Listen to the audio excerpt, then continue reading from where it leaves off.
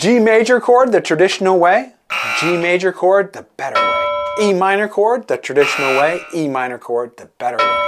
Most guitar players learn how to play the G chord and the E minor chord with unnecessary fingers, making it hard to press down and also making it difficult to switch between them. I'm going to propose that we have an easier way, and I'm going to talk to you about why my way is actually a little better and much, much, much easier. Let's talk a little bit about the G chord. By the way, if you're unfamiliar with how to read a guitar chord chart, be sure to check out the first video in this series where I teach you how to read a guitar chord chart. So traditionally, the G chord is taught with the second finger on the 6th string, 3rd fret, first finger on the 5th string, 2nd fret, and the third finger on the 1st string, 3rd fret. And then you're asked to arch the notes to make sure you don't block anything, correct? Well, this is difficult for a few reasons. Well, the main reason being it's very difficult to get our fingers to arch and reach and press at the same time on the lower strings. I'm going to suggest today that we learn how to play it this way. We're going to play that G chord with only 2 fingers. We're going to use the 2nd finger and the 3rd finger only. Now, why is this better? It's better because we don't have to arch and reach this finger. We're just going to sort of let this finger do what it naturally wants to do, and that's not arch and let it get a little bit lazy blocking a string. Well, how is this possible? Like, why is this possible? You might be thinking, aren't you blocking a note? Aren't you missing a note? The answer is yes, but let's talk about why we can get away with this. So the music theory behind this chord says we only have 3 notes, a G, a B, and a D. Well, if you're holding down this G chord, you're actually playing the notes G, B, and D over and over again. It's a little repetitive and a little redundant. So the exact order of these notes are G, B, D, G, B, G. So what I'm asking that you do here, revolutionary, right? We're going to take this note and throw it out completely. We do not need that first finger at all. And why? Well, because this B note is also found here. So why play it twice? We don't need to. So we're going to play the G like this. Let's give it a shot. We're going to take our 2nd finger. We're going to press down on the 3rd fret of that 6th string, while the 3rd finger plays down on the 3rd fret of the 1st, holds down at the 3rd fret of the 1st string. We're going to let this finger get a little bit lazy. Totally fine, by the way. Let this finger get a little bit lazy and block that 5th string. See, we don't need that. No, listen to the chord. Sounds basically the same as this, or we've just taken out a redundant note. So our new G chord for today is going to be just using fingers 2 and 3, where the 2nd finger is not going to be asked to arch a note. We're going to be asked to let it slouch a little bit and block that 5th string. Let's go to the E minor chord. So traditionally and typically the E minor chord is taught with fingers 2 and 3, right?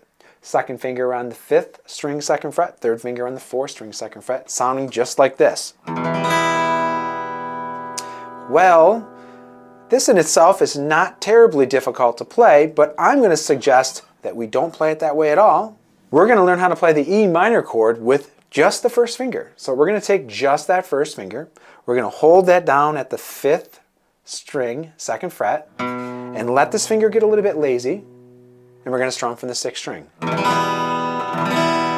You notice I'm blocking that 4th string because we don't need that note. And guess why we don't need it?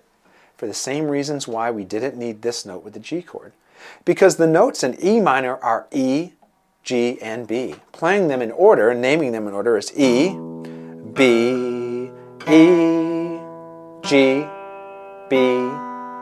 So in this chord we have 3 E notes. We really only need 1. So in this case, I'm going to let my finger get a little bit lazy and slouch and block that 4th string. So once again, G with 2 fingers and E minor with 1 finger. All right, you ready for the next part of the lesson today? We're going to practice. We have a metronome drill. Now, for those of you that are unfamiliar, my cell phone here, I have my metronome on my cell phone. This actually allows us to keep what's called the beat. We're going to be switching from G to E minor. We're going to play each chord 4 times using our new way of playing these 2 chords, just with G with 2 fingers and E minor with 1. Together, let's play it after 4.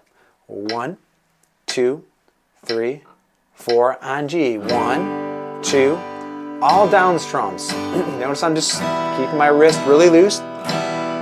Each time, 1, 2, 3, 4, 1, 2, 3. Let's play it one more time. 1, 2, 3, 4.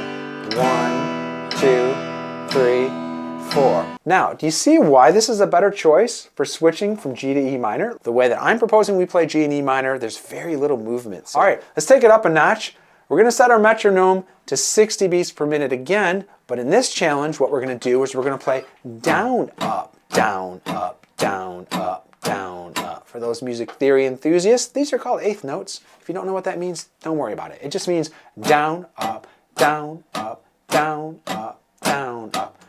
A word to the wise about strumming down and up. Remember, when we're strumming down, we're going to hit more strings on the way down and less strings on the way up. Make sure you're not doing what I call robot strumming. Loosen this arm up. Keep it really loose. Try it after 4. You ready? Let's start in the G chord. Here we go with the eighth notes. 1, 2, 3, 4, go. Down, up, down, up, down, up, down, up. E minor. Down. 4 sets of down ups for each chord. Down, up, down, up, down, up, down, up. Down, up, down, up, down. One more time. You're doing great.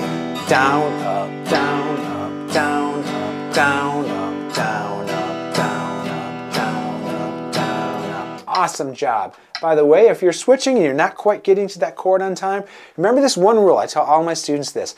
Never let your left hand tell your right hand what to do. The strumming hand is the dominant hand. Even as simple as these chords are, even if it's still difficult for you to get from one chord to the other, keep this going no matter what. And one big rule for strumming is this arm never stops moving. All right, mystery song time. Drum roll, please. About a Girl by Nirvana. We're going to learn how to play this song today. Really fun and easy song. Uses E minor and G. The easy way of playing them, the E minor to G. And the strum pattern for each chord is going to be just like this. The E minor is going to be down, down, up. Then we're going to immediately switch to G, where the rest of the pattern is down, up, down, up. So for E minor, down, down, up. For G, down, up, down, up. Let's try it with a metronome.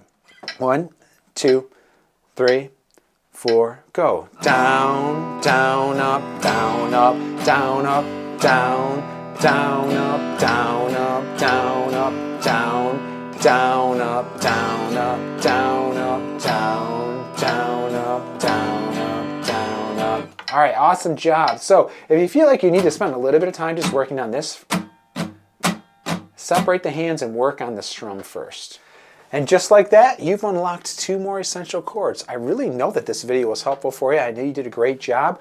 I want you to do me a favor and hit that like and subscribe button so you don't miss the next lesson.